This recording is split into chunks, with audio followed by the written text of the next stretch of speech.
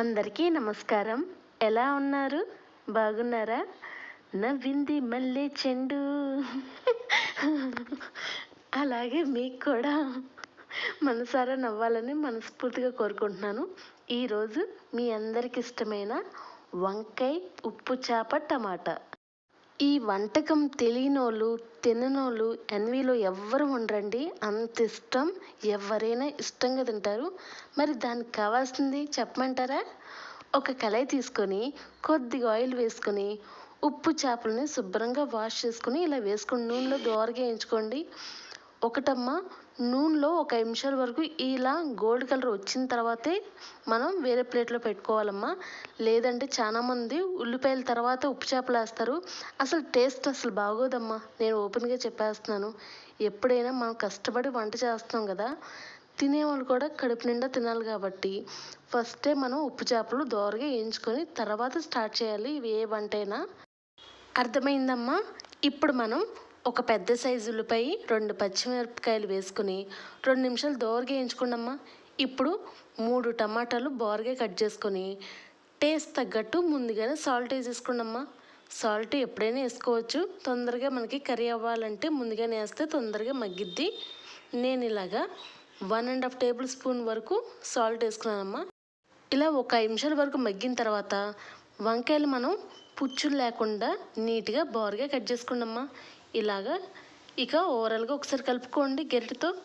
మనకి తొందరగా కర్రీ అవ్వాలంటే ఇలాగా గెరిట పెట్టుకొని దానిపైన ప్లేట్ పెట్టేసుకోండమ్మా. తొందరగా మనకి కర్రీ అనేది మగ్గిపోద్దమ్మా. లేదంటే కొంచెం టైం ఎక్కువ తీసుకున్నది మనం ప్లేట్ వేసుకోకపోతే. అర్థమైందా? ఆ వంకాయలు మగ్గే లోపల మనం చింతపండు అనేది నానబెట్టుకోవాలమ్మా. ఇలా వాటర్లో వేసుకొని ఒక 5 నిమిషాల వరకు నాననివ్వండమ్మా.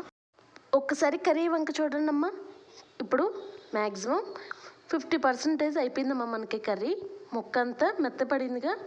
ఇప్పుడు 1/2 టేబుల్ స్పూన్ పసుపు, 1.5 టేబుల్ స్పూన్ కారం వేసుకుని 2 నిమిషాలు వేగనిచ్చి ఇప్పుడు ఉప్పు చేపలు వేసేసుకోండమ్మా. ఇప్పుడు చింతపండు రసం కూడా వేసేసుకోండమ్మా.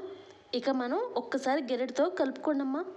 మనం ఉప్పు చేపలు వేసిన తర్వాత గెరిటతో ఉప్పు కారం పట్టిద్దని తిప్పారనుకో చెదిరైపోద్దమ్మా.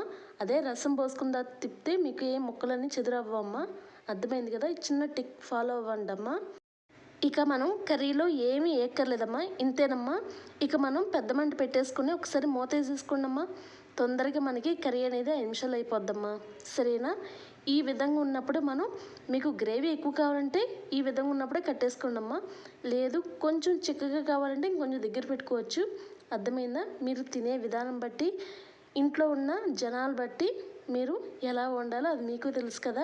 సరేనా? ఇక ఇంతేనమ్మా. ఉప్పు చేప వంకాయ టమాటా అంటే.